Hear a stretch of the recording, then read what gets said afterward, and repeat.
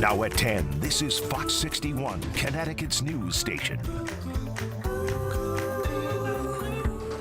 Well, good evening, and thank you so much for joining us. I'm Julia LeBlanc. This is the news at 10 on your Sunday evening. Our top story tonight is the farewell to a leader of firefighters here in our state. The wake for Assistant Fire Chief Peter Blomberg wrapped up just a few hours ago in Newtown. A steady stream of mourners paid their respects at those services. Fox 61's Kayla Cade visited St. Rose of Lima Church, where his funeral will take place tomorrow morning. Family, friends, and co-workers gathered at the Honan Funeral Home Sunday evening to remember Assistant Fire Chief Peter Blomberg. That's the sound of police cars escorting Botsford fire trucks from the Honan Funeral Home in Newtown. It's to honor Botsford Fire Rescue Assistant Chief Peter Blomberg, also known as Pete. He was 72 years old. Blomberg was hit by a pickup truck crossing Churchill Road on October 28th, according to police, and was pronounced dead at the hospital. A Facebook post by the Connecticut Fire Chiefs Association says he was on his way to attend a fire commission meeting. According to the Honan Funeral Home's website, Blomberg had a spectacular record of responding to nearly all the calls for service Botsford Fire Rescue received, and was often among those first on the scene at calls in other districts. He's described as a great storyteller, a lover of rock music, and a Harley-Davidson enthusiast. Blomberg was also known to be very passionate and serious about his service to the community, while also telling jokes and talking with others. The funeral service for Assistant Fire Chief Peter Blomberg will be held at the St. Rose of Lima Church at 10:30 a.m. on Monday. In Newtown, Kayla Cade, Fox 61, Connecticut's news station. All right, Kayla, thank you so much. Well, as dry and windy conditions unfortunately continue to prevail across the state, crews are now monitoring and trying to contain a total of 111 brush fires across Connecticut. Now, one of those fires includes the Hawthorne brush fire on Lamentation Mountain, which after 2 weeks, state leaders say is moving into a mop-up phase. They're also staying on top of a brush fire in East Lyme at Rocky Neck State Park, which we told you about yesterday. That's now burning at about 46 acres of land. Crews from California, local firefighters, and state officials are working on that one right now, hoping to burn the fire out and eventually secure the area. Now, resources are also being spread across the state to other brush fires, including in Bristol, Roxbury, and Oxford, just to name a few places.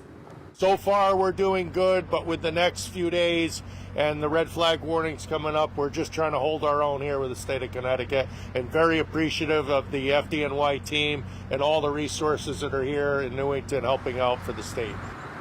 Now, DEEP officials say they continue to rely on resources from all over, as you just heard, to fight these fires.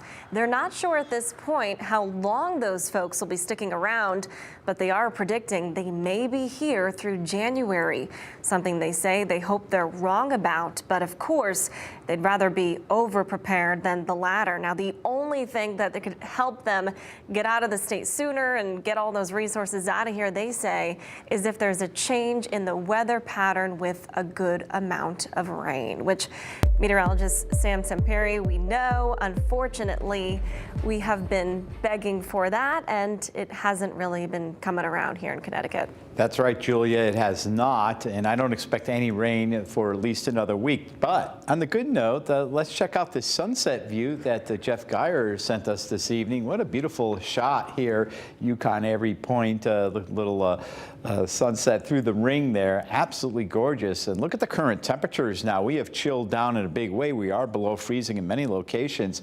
28 Willimantic, 31 Torrington, 30 Putnam, and a couple of even freezing marks there down the Connecticut River Valley, Windsor Locks, and the Hartford area. We have mostly clear skies here. Actually got some snow and sleet up here. This system, yeah, that's not going to give us any rain. That's going to miss us and go to our north. Actually, what it's going to do is develop a warm front, starting to do that right here, and that will move in our direction for tomorrow afternoon and tomorrow night. Meanwhile, for tonight, mostly clear and chilly.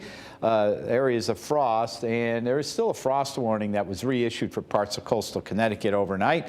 Mostly cloudy tomorrow, so we'll call it a mix of sun and clouds. High temperatures tomorrow afternoon, reaching the 50s, and the wind will be out of the south at about 5 to 15 miles per hour back on standard time. So the sun will come up tomorrow morning at about 5:45, going down tomorrow evening at 5, or about 5, we'll say about 4:45. So coming up, I have detail this week. We'll talk about how warm it will get. Will we have any record warmth? And what about any rain? Details coming up in a few minutes. Julia.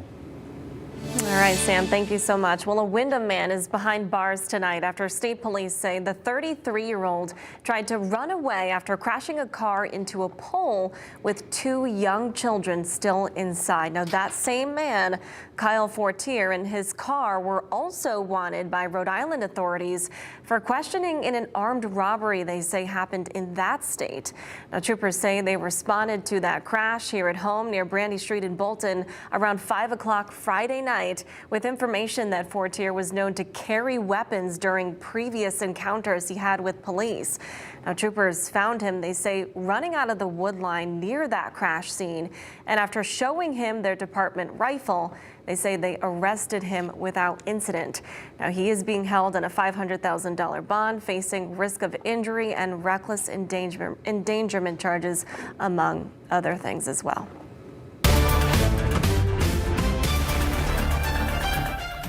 Well, at long last, after all the emails and texts and TV commercials, Election Day is just 2 days away. Now, early voting in Connecticut did end today, and if you didn't take advantage of that new way to cast your ballot, the polls will be open as usual Tuesday morning at 6 a.m. And you can count on Fox 61 to continue our comprehensive coverage every night this week until all the winners are known. Now, in the race for the White House, former President Donald Trump drew some attention on his last day of campaigning, saying he wishes he had not left the White House when his term ended in January 2021. And he also caught the eyes of many when he talked about the safety glass setup at a rally in Pennsylvania. I have a piece of glass over here, and I don't have a piece of glass there. And I have this piece of glass here, but all we have really over here is the fake news, right?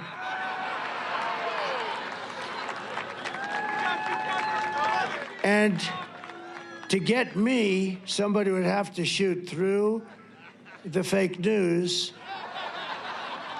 and I don't mind that so much, because I don't mind that.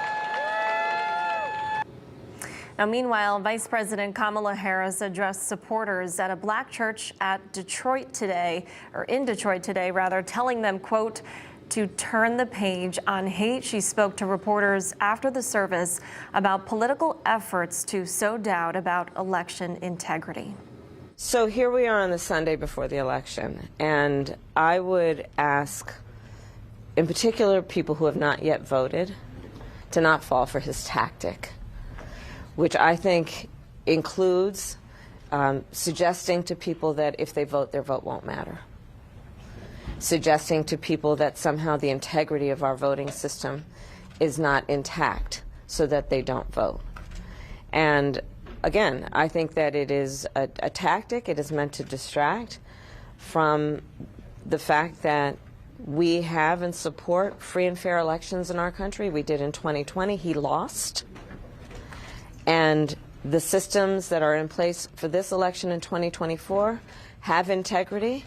They are good systems, and the vote of the people will determine the outcome of this election, and everyone must know that their vote is their power to determine the outcome of the election, and their vote will count. It does matter. Now, tonight, the vice president and former president are hyper-focused on battleground states. Of course, we will have team coverage of both campaigns coming up. Now, since last Sunday, there's been a lot of back and forth about the word garbage on the campaign trail, sparked by an appearance from a comedian at former President Donald Trump's Madison Square Garden rally who called Puerto Rico a floating island of garbage.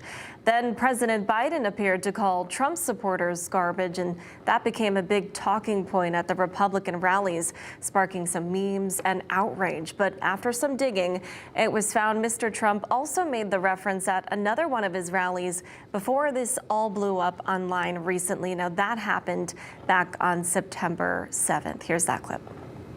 If Comrade Kamala Harris gets 4 more years, you will be living a full-blown banana republic ruled by an anarchy and a tyranny. You're going to have something, and it's not her. It's the people that surround her. They're scum. They're scum. And they want to take down our country. They are absolute garbage. Now tonight, his running mate, Senator J.D. Vance of Ohio, appeared at a rally in New Hampshire. Governor Tim Walz was in North Carolina. And last night... It's nice to see you, Kamala. It is nice to see you, Kamala. And I'm just here to remind you, you got this. Because you can do something your opponent cannot do. You can open doors. And last night, Vice President Harris, you just heard there, surprised many by appearing on Saturday Night Live as herself alongside comic Maya Rudolph, who's been doing a pretty spot-on impersonation, some people say, of her this season. Now, following that appearance, a Republican member of the Federal Communications Commission blasted NBC for not offering equal time to former President Donald Trump.